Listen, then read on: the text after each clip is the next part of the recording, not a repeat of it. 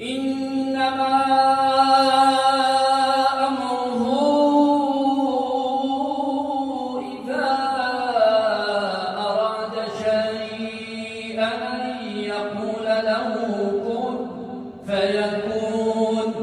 فسبحان الذي بيده ملكوت كل شيء.